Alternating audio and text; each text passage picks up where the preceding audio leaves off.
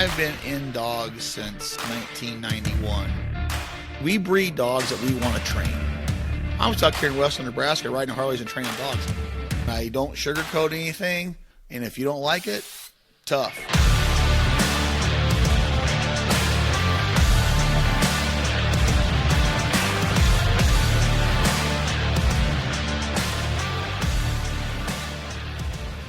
Hello and welcome to yet another episode of the Flatlander Kennels podcast with Chris Jobman. Before I bring Chris on here, I want to let you guys know we have decided that we're going to start increasing our podcast upload schedule. So we've been doing every other Wednesday, and we're going to move that to every Wednesday. And the segments may be a little bit shorter. We'll see what we can get in, but we want to bring you guys more content more often. So be looking for the podcast on all of the outlets every Wednesday instead of every other Wednesday. And if you have yet to join the Facebook group, please make sure to go over and do that. We've got enough people over there now that there is a lot of dog and training conversation going on, and that's the best place for you to submit your questions to us, because every other week we're going to be doing a little segment Q&A.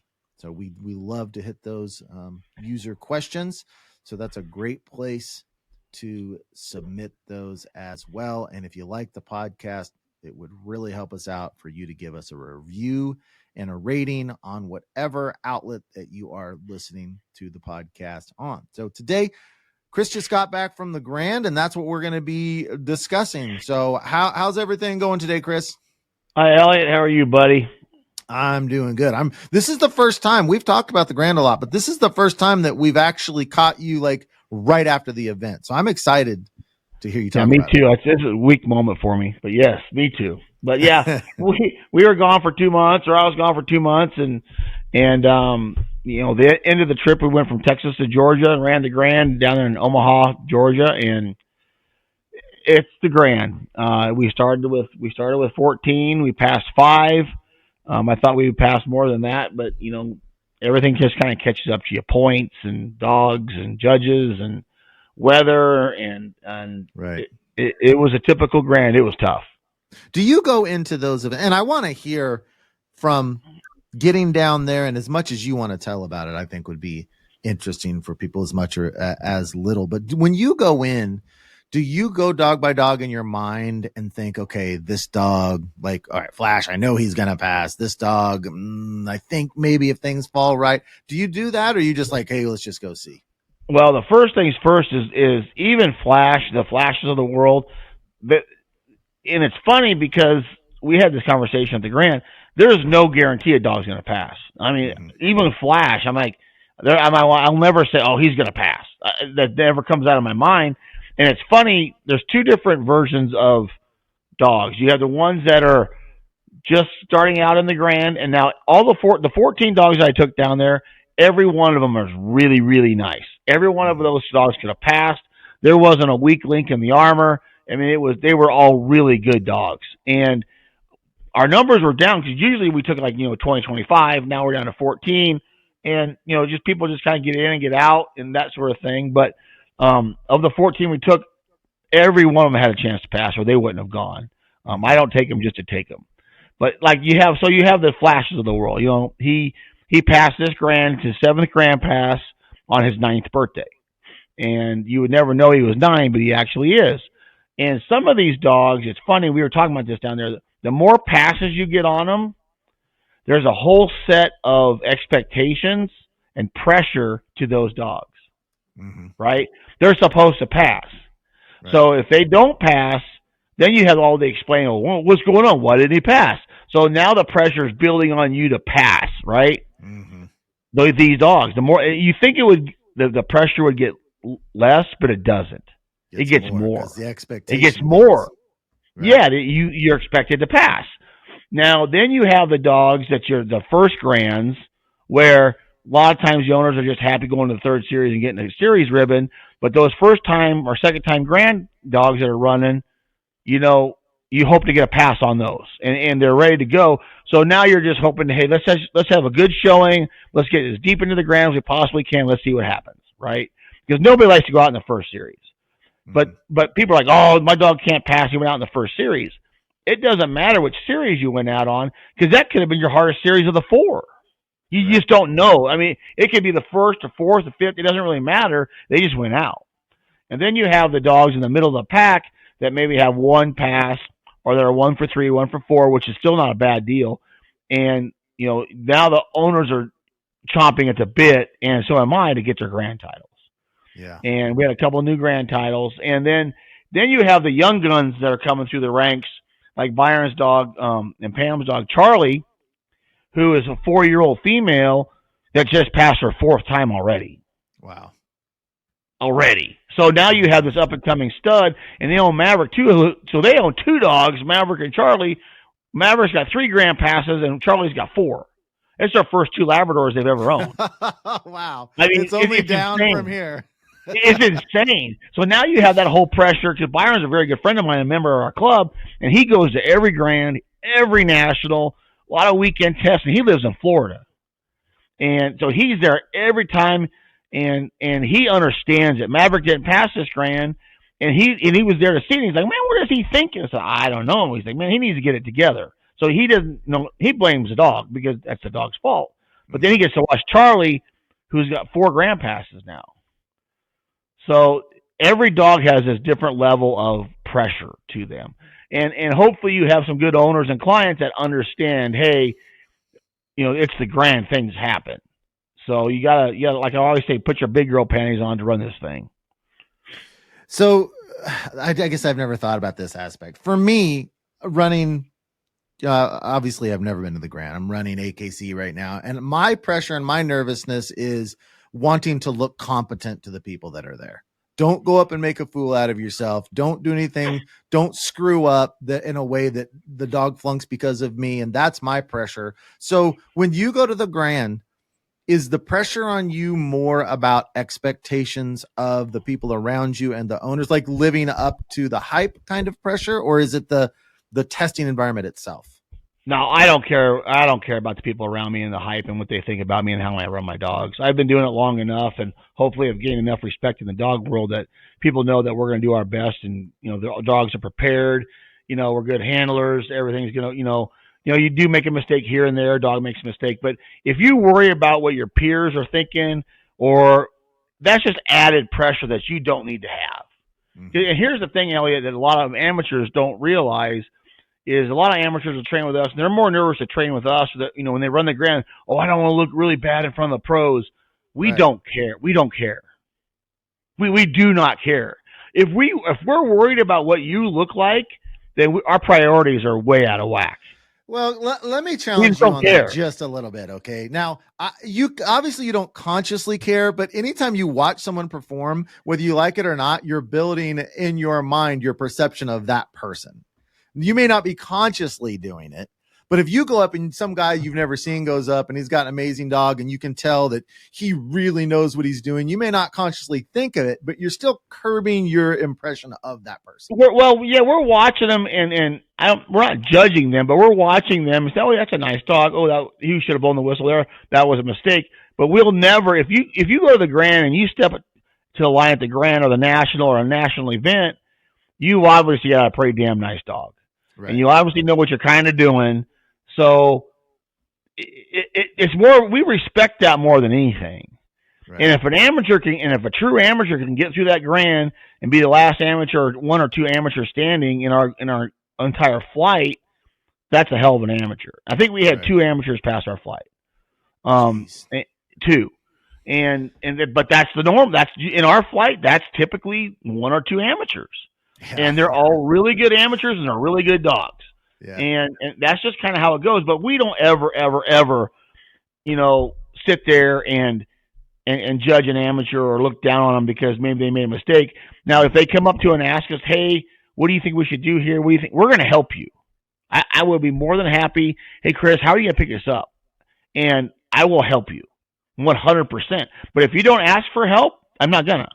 Yeah, because that's not my place, right? I don't know your dog. I don't know you. So it's not my place to just give out information to hear myself talk. I don't need to do that. But we are really rooting for our amateurs in our group. We really are in our flight. So we want everybody to win and pass and do good. So But no, the amateurs are the ones that think, oh my God, I don't want to embarrass myself in front of these people. We don't care. We really don't care. As an amateur, I know that like feeling competent is certainly important. Like you want to seem competent enough to at least be like, all right, that guy's got to learn something, but his dog, and you just you don't want to seem like a fool. Well, honestly, you're better off if you want to seem competent and like you really want to learn something. You when you get a chance and they're not too busy, ask a good pro in your flight, hey, what do you think about what I should do right? How you should. If you ask somebody and you're showing that you want to learn, right? And we like to help people who want to learn, right? Right. That's the thing. So going into the event, if I would, and I'm guessing I'm going to struggle to get a straight answer out of you on this. If I would have said, okay, tell me how many dogs do you think you're going to pass? You have to give me a number. What would your number have been? Our grand training group does this every grand. Mm-hmm. After dinner, we're sitting around. I'm like, all right, guys, how many is everybody passing? It happens every single grand. Uh-huh. And I honestly thought I would pass 8 to 10, and I was hoping to pass 50%. Okay, that was my deal. Because you've passed 50% quite easy. Time. Yeah, quite a few times. But the national, I think this grand passed 24% or something, and we ended up passing 35%. So we're above the curve. But in reality, we want to pass every single dog, but we know that's not going to happen very often, if it ever. But I always want to try to pass 50%. Of the 14 I looked at, I said, okay, I'm going to probably pass 8 to 10 because I'm going to lose a handful just on stuff that we can't control. Weather, timing, birds, there's just stuff you can't control, and you're going to have some bad luck. But in all reality, everybody just wants to pass more than the actual grand pass rate. Right. So, and I had one major goal coming into the grand, and it didn't work out, and I was really, really trying to make it happen, is I had 6 dogs with 1 grand pass. And I wanted to pass every single one of them. And I've done that at a previous grand where I had 6 dogs with 1 grand pass, and I passed every single one of them for the grand title. But it was a significant one for this grand, because I had 6 dogs with 1 pass. I have 54 grand champions. I wanted to make 60. Yeah. And pass all 6 of them. That was my main goal, is to try to get that, and I didn't. We made our 56th grand champion. We passed 2 that titled. So we got 56. So hopefully I hit it in the next grand. It just didn't work out this time. But we all sit around and ask that question. Funny you asked that, because that question comes out every grand. And so I know you've said in the past, you don't need luck, but you can't have bad luck. So in this grand, was it a little bit harder, or do you feel like that you just ran into some bad luck issues, or did the dogs do things that they don't typically do? What were the ones that were going out? What were the typical causes? Our first series, so I passed 5 out of the 14, and so Charlie Hassel, who's owned by Pamela and Byron Hassel, got her 4th pass. Flash, who's owned by us, got his 7th pass.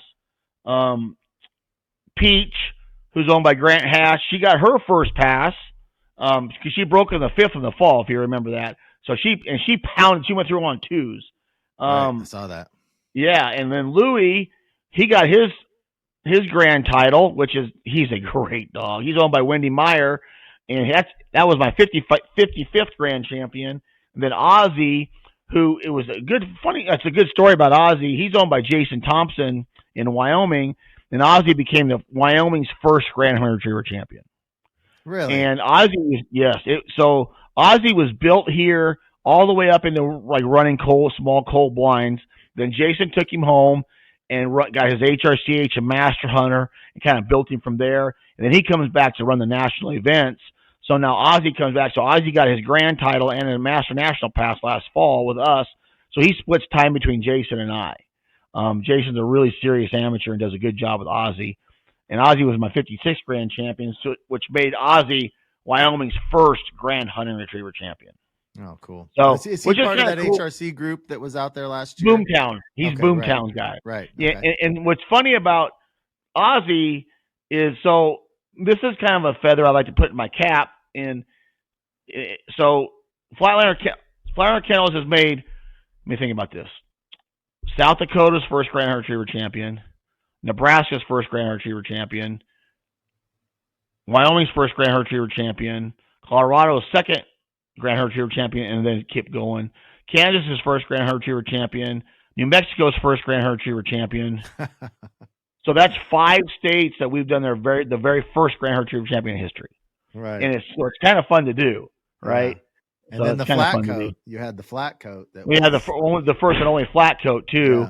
Yeah. And I was on track to have the Utah's first Grand Hunter Retriever champion.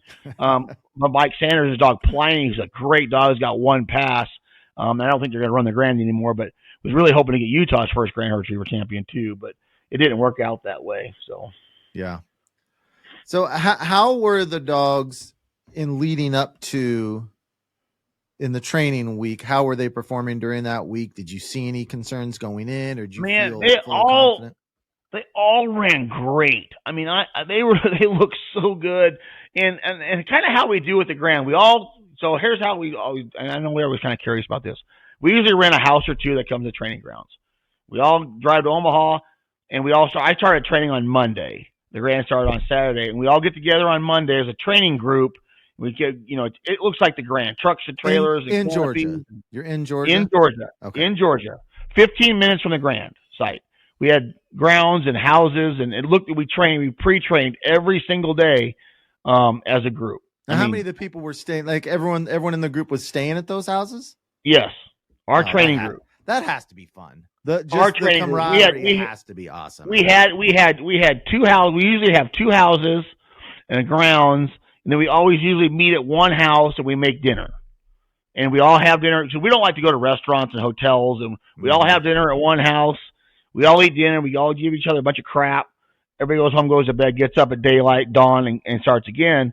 But we train 5 days of pre-training together. Then the Grand starts. How many guys are in that? I know Aiken's in it. Eric. We have Thiessen's in it. Myself, Chris Aiken, Rhett Riddle.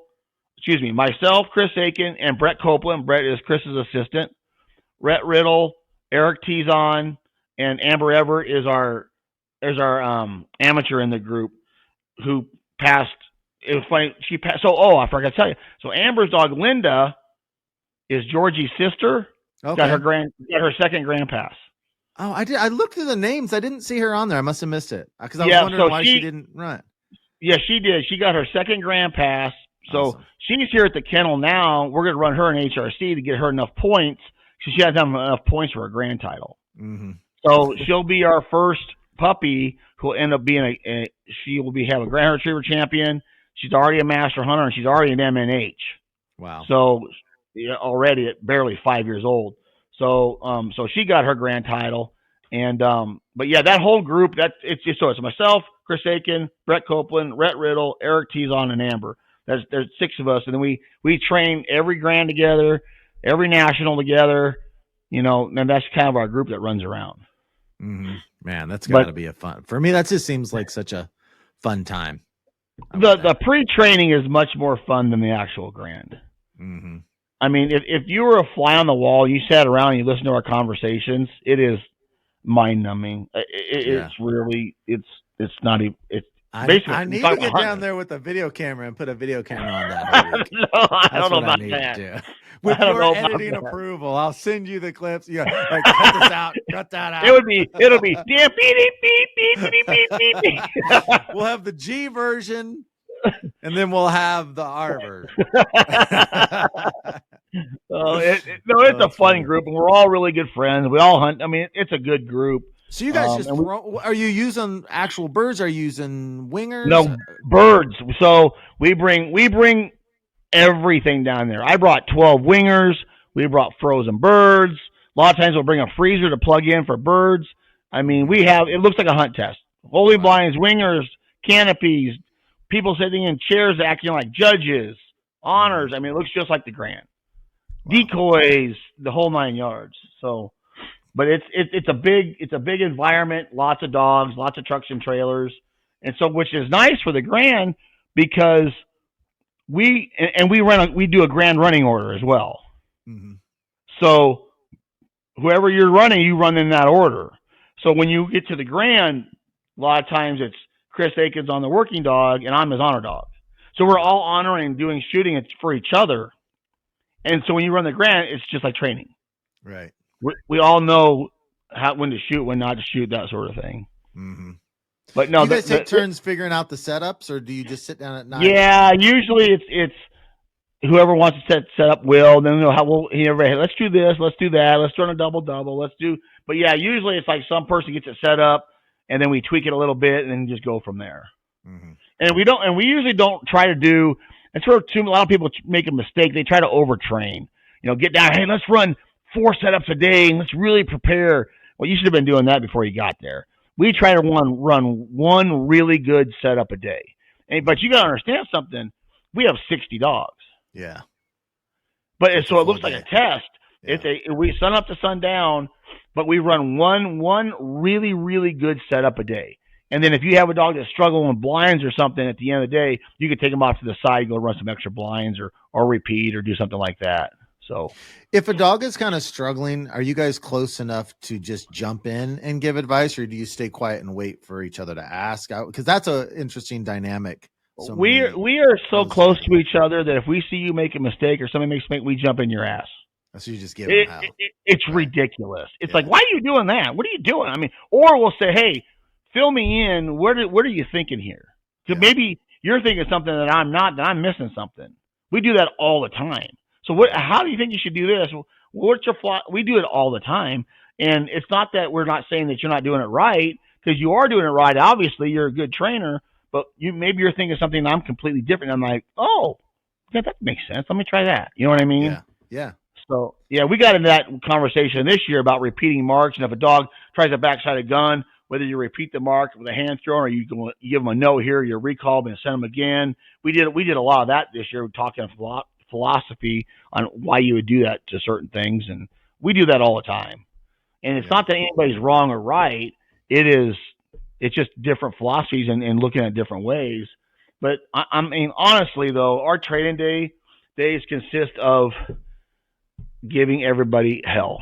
Yeah. If you show weakness, it is brutal. I'm talking brutal. It is bad. It is bad. So, have you ever had a sensitive person in the training group over all the years? Well, kinda. He kind of. Have you ever made anyone cry? No, not yet. I don't think so. I don't know. Not a grown man. I don't think. I don't honestly. I don't know. But don't cry. You want to make me feel really, really uneasy. Start crying around me, and I'm like, oh boy. But no, our group was really fun, and then but we're all rooting each other on. I mean, that's the whole thing. So yeah, that's cool. So going into the test, you felt really, really confident. I did. Was there a particular test where some of your dogs fell out because it was hard, or was it bad luck?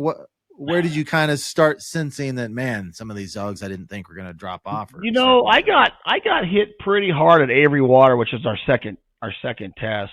Some of it was the dogs, some of it was the conditions, stinking birds, some tough calls by the judges. I didn't say wrong, but just tough calls by the judges. Could have went either way. That kind of hit me pretty hard right there. That test, for some reason, that affected me a little bit. I did pretty good. Our first series was Garmin Land, which is really tall, heavy cover, red clover. And if you've never ran a clover before, dogs don't smell in there very good. That was mowed strips and tall cover. That got me a couple dogs. Avery Water, it was our second series. That kind of clipped me a little bit there. What about it sure. was I don't know. I don't know if it was. I really don't know, because the birds would splash in the water pretty good. It wasn't overly super hard test. I really don't know why it got me a little bit. I mean, a couple of judging calls in that series were tough on me. I didn't agree with, but I'm not a judge, and they put their time in. It could have went either way towards the dog, and it didn't. And then a couple of dogs just did stupid stuff. Handle on a mark they shouldn't have handled on, or ran a choppy blind when there's no reason to run a choppy blind. I don't know why all of a sudden you picked the day to run a choppy blind. Mm-hmm. And it just kind of clipped them a little bit. But one of the things was the blind. I got one dog. I lost Maverick Hassel on the blind, which never happened. We handled on a mark, which he doesn't do that either. But the blind was up through an old fall. He had to go right over top of the old fall. And a lot of these big advanced dogs, they don't want to rerun right through an old fall. Mm-hmm. And he didn't like that look. He's like, So it took me a few whistles, and they made me pick him up, which a little bit quick, but that's fine. No big deal. Because it was a few too many whistles? Yeah, it was a little bit too choppy. He made me a cash refusal too in there. It just wasn't real. Because what happened was he handled on a mark. So if you handle on a mark, that's a 1. You already got 1 for marginal for marking, right? Mm-hmm. Then he ran a marginal blind, meaning it wasn't perfect. It wasn't great, but it wasn't horrible. It was marginal. So now you have a marginal marking score and you have a marginal blind score. You're out. Okay. You're out. So to get a clearer idea, because in just the HRC finish test, I feel like it doesn't matter how many times you whistle, as long as they pretty much stay in that line, that you're fine. You can get away with, a cash refusal, maybe too. But yeah, you can get away with that here too. But 1 cash refusal you can get away with. 2, you're in trouble. 3, you might as well go home. And it doesn't take much. And sometimes it's 2 and you're out. Mm. But here, and you got to understand something. And I don't care what anybody says, whether you're a judge, not a judge, you're a spectator, you're watching, you're running. Our whole flight went through that did pretty well overall. Even my dogs, everybody, we all did pretty well on that flight, right? So there's a curve, okay? One dog, you got a bunch of dogs going there smacking the test. Then you have one that comes in, doesn't smack it, and it's a little bit rougher. Now it looks really bad compared to the other dogs that were running it. When in all reality, it's not that bad. Mm-hmm. You start getting judged against the other dogs. The curve, right. and they're not doing it on purpose. It's just human nature. Yeah, right. It just looks worse than the other dogs. When in all reality, it's probably not as bad as you think. But everybody else is smacking it. So your eye, you look at that, and you're thinking, "Oh my gosh, he did terrible. Go ahead and pick him up." We're like, "Whoa, wait a second, we're okay." And it's just that's how it is, Now, but if everybody was struggling or doing that exact same work, then it's kind of the average of the deal, and it looks like it doesn't look quite as bad. Yeah, it doesn't look quite as bad. So yeah. But and that's not a conscious thing; it's just human nature on their part. It's not a conscious thing at all. Yeah. Because even me, I do the same thing. Like if I run a dog and I run 5 or 6 dogs in a row, and I'm smacking it, and all of a sudden now I'm having to blow 5 or 6 whistles on a blind. I come off the line and I asked Chris, I said, "Man, that was terrible." He's like, "It wasn't that bad." I said, "You sure?" He's like, "No, it wasn't that bad at all." And we even do it. We even do it as pros and handlers. We even do all that. Yeah. So, but then our third series was Banded Water. No, excuse me. We went from Garmin Land, Every Water. Then we went to Purina Land. We got out of there pretty good. That was a tough little test. It was a land test with, marks are pretty far, mowed up, high cover strips. How far? Really hard. I think it was 120 or 130 was the farthest mark. But it was a hard distance to judge because the Go-Bird never skylined. Mm-hmm. So the Garmin Land was actually a bigger test as far as distances go. But Purina Land, the only dog that I had see the Go-Bird was Flash. That's the only dog. So it went left to right, around the horn, and the Go-Bird was the last mark down. So we couldn't see it. So I literally shot it. I put it on safety, put my gun down. I turned, I picked up the Mark 1, which far left. I went Mark 2, then I pointed and lined out to Mark 3. And every single dog, I got through that with every single dog except for Shaker. Shaker killed the first series, had a little handle in the second. But I couldn't get him to. He just got nervous about that. He didn't see that long bird, the middle long. So what did he do? Long, What did he do exactly? He just split the marks. So when you run if you don't have a really straight running dog, if they don't see the mark, you have to remember these are all these really bad mowed up strips everywhere. And there's no wind. I mean, no wind. So if you zig when you're supposed to zag, you miss the mark and you're done. Mm-hmm. You just miss it. So yeah. I got him on that. I got him on that. He just lost his confidence on that deal. And then we ended at banded water. I had 5 going into banded water, and I got all 5 through there. Pretty slick. They all did a really nice job. Banded water had a really hard water blind, the last 15 yards of it up in the trees, and really hard to see them. Dark up there, and you had to ping pong them through there. It was really tight, and we lost some dogs in our flight on that for sure. But I got all 5 of mine out of there on that, so I was happy with that. But it was tough. Right. It was tough. Interesting. One of these days, you need to step up to the line and do it. But I know. It's going to be in St. Louis this fall. I know. The problem is I don't have the days off to work to do it. Oh, I see. I don't have the days off. So well, you got COVID. You got COVID. I could get COVID. I could. Get it. And I'll tell you, Georgie's got a long ways to go. But we're going to make good progress. I'm going to come out there this summer. We're going to you need to. You need to. So, but yeah, I mean, another jump forward. We ran the Grand. We had decent success. Past 35%, which was more. But now we're at home, and I have to enter a master test tomorrow night, which is our first master test of the year. And HRC, Andrew is running his first HRC test next weekend, and the Grand's behind us. Now we're moving forward, ready for the summer. Yeah, and it's off and running off to the races. Yeah, for sure. So, well, do you have anything else that you want to say about it, or you think that I don't. That pretty much covers it. And if anybody out there listening has specific questions about the Grand, go ahead and put them on our Facebook page. There's a lot of stuff that goes into that Grand. The nuances and the trials and tribulations it's an emotional roller coaster. I mean, it's so hard to explain, and it's just a hard game.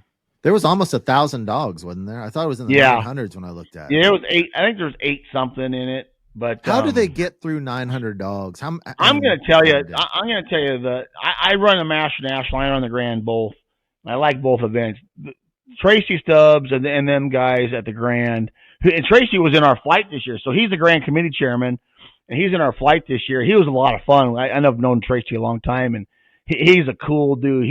He stepped down from being the Grand Committee Chairman for this Grand so he could run his dog.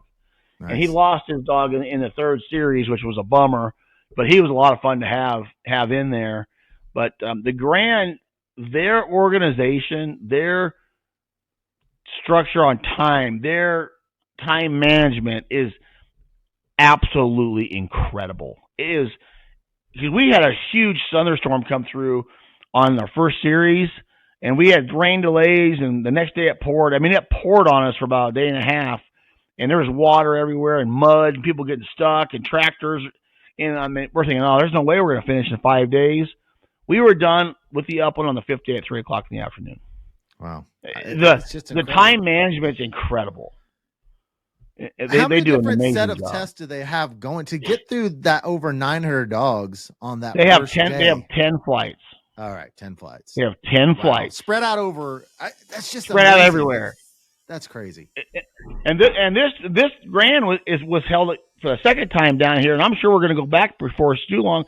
These were all private grounds. This was one big Bradley Farms, one big farm, is what it was. It's a huge piece of property, and it's just one farm. And those guys, they're amazing grounds. We tore up their ground, and we tried not to in the mud, and they didn't care. And the time management on the Grand Committee is astounding. We talk about that every Grand. Yeah, well, I think you guys did a nice job. Getting those 5 passes at that 35%, maybe not have been what you wanted exactly, but certainly above respectable for sure. Yeah. We always want 100%. It's just not, it's just not attainable very often. So right. But All right. Well, let's go ahead and sign off on that. Remember, guys, these episodes are going to be a little bit shorter so that we can get out more episodes to you every single week, so you don't have to wait so long in between the podcast episodes. So I think that's all that we've got today. We're going to be coming out again next Wednesday, so be ready for it. All right, guys. Thanks for listening. See everybody at the line. Take that aim. Gotta strike this chord with